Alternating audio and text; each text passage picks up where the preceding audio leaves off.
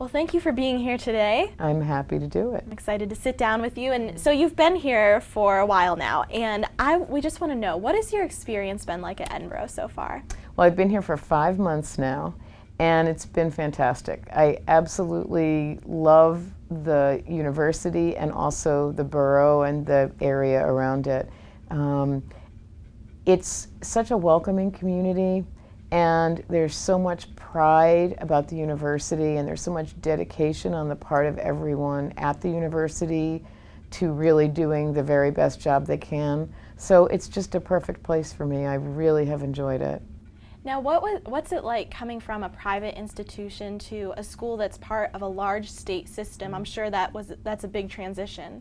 Actually, it's not such a big transition for me because almost all of my career has been in comprehensive state universities that were parts of systems. So while my last 4 years were in a private institution, my previous, I think, 16 years in higher education were all at state comprehensive universities in Rhode Island and Massachusetts. So I've had that experience. I've been part of the state system, and it's interesting to have experience in both public and private because they do work a little bit differently, and it gives you a greater sense of possibilities of ways of doing things. So I think it expands your knowledge.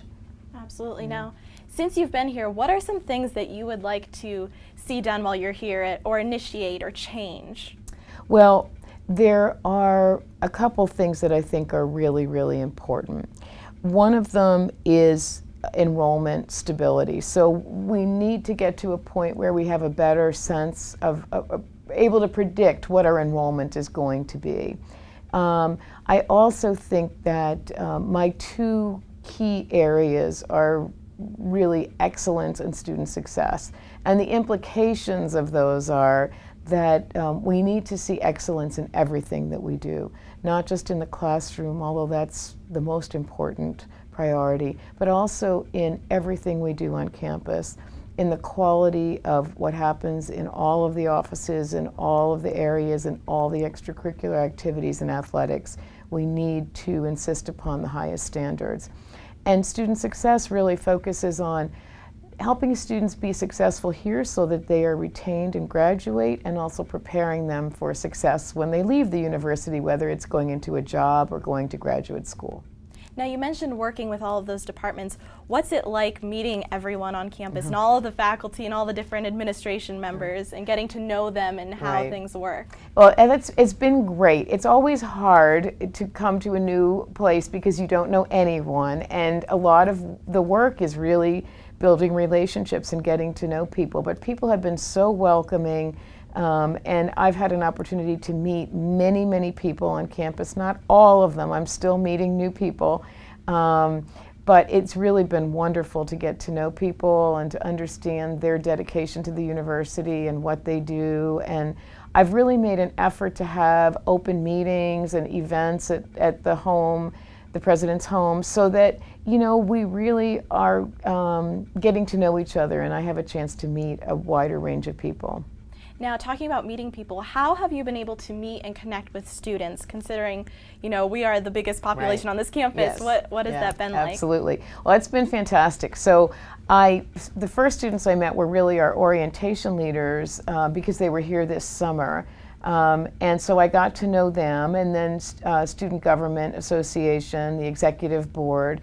I've been holding, as part of my listening initiative, open listening sessions since I got here this summer, as well as open listening hours, which are more just kind of an open office hour for anyone to come. And interestingly, many, many students have come to the listening sessions and the listening hours, and they've brought their concerns and ideas. I've also gotten to know students just walking around campus and meeting them. I go to events whenever I can. My first big event on campus was Club Rush during orientation, and that was fantastic, and I got to meet many, many students there and see all the great things that are happening here outside of the classroom. I've been invited to speak to a number of classes, so I've been able to meet students that way. And whenever there's an event, I try to get to it. And I've also had a number of events with students at my home, and will continue to do that. That's great. Now, you are Edinboro's first female president, which is quite an accomplishment, so congratulations. Now, how do you think that changes, or do you think that that's any different than previous presidents? How do you, make that transition from, or how do you think the university is making that transition? Well, I think that you'd have to ask others at the university. My perspective is that people are making the transition because it's about the job that I do. It's not about whether I'm male or female. So I feel I should be judged on the quality of the work that I do and my commitment to the university. And I don't think it matters if I'm male or female. The job is the job, and it needs to be done, and it needs to be done at the highest level. So I don't see that as really a part of how I do the job or how I'm accepted. People have been very welcoming and accepting of me. And again, I think they're looking at how I do the job.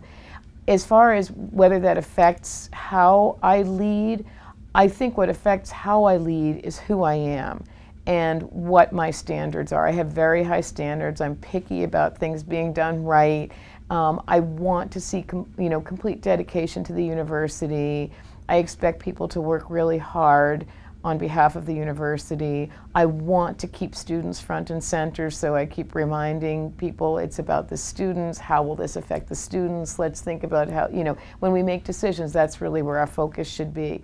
So I think it's more about who I am and the kind of person I am, and I think people will judge me for the quality of work I do, not whether I'm the first female president or a male president. Mm-hmm. Now I have 3 words here: excellence, optimism, and leadership. How do you think those will guide faculty, staff, students throughout the years? Well, I hope that I will be talking about those. Those are the themes for my inauguration. And some people have questioned whether or not we're actually replacing those as replacing great things happen here. And the answer is no. Those are the themes for the inauguration, but they certainly are central to what I think about in terms of leadership of the university. So excellence, I've already talked about. Excellence across everything that we do, and providing opportunities for students to achieve excellence, to be successful, to achieve more than they thought was possible when they came to the university, to really transform into people who are better people than they thought they could be. That's what excellence is about. Optimism, it's about an attitude. We are moving forward. We are going to be successful. This is a strong university. We will weather the challenges, and there are financial challenges right now. It's about looking forward with hope and expectation that we will be an outstanding university. And leadership I really think, is about everyday leadership, as well as the sort of capital L leadership, which you think of as the leaders of the university or the student government leaders. But I'm talking about leadership that is part of how you behave every day. When you see something happening on campus that doesn't look right to you, you step in and say something about it. When you feel there's something that should happen, you're an advocate for that. You step up and take personal responsibility as well as group responsibility. And I see that as part of a university education, is learning to be civically engaged and a responsible citizen. So that's how I view leadership. When I think about excellence, optimism, and leadership, I think about our students.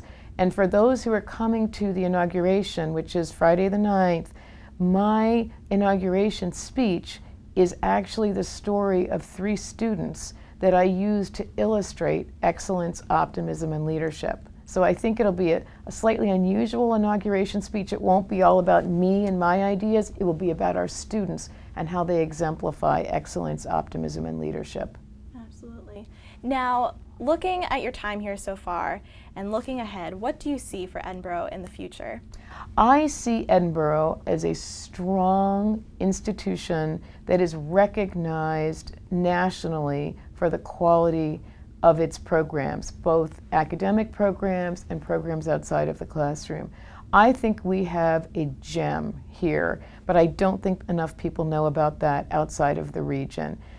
So I see Edinboro as the school of choice, as a destination for students who want to come to an outstanding university that offers the best in community spirit, caring for individual students, what we call student-centeredness, quality programs, quality extracurricular activities, and also we're in a rural area which is quiet and beautiful, but we're near a city, Erie, and then not far from 3 major cities, Cleveland, Buffalo, and Pittsburgh. So it's the best of all worlds, and I see us becoming a destination for students well beyond the region. Anything else you'd like to add? I don't think so. I think that this has been a great interview. It's given me a chance to really talk about what I'm thinking. I hope to see, I know we're going to have a lot of students at the inauguration, and I'm looking forward to that. And I'm just eager to meet all the students on campus throughout the year. Absolutely. Well, thank you so much for doing this. Thank you.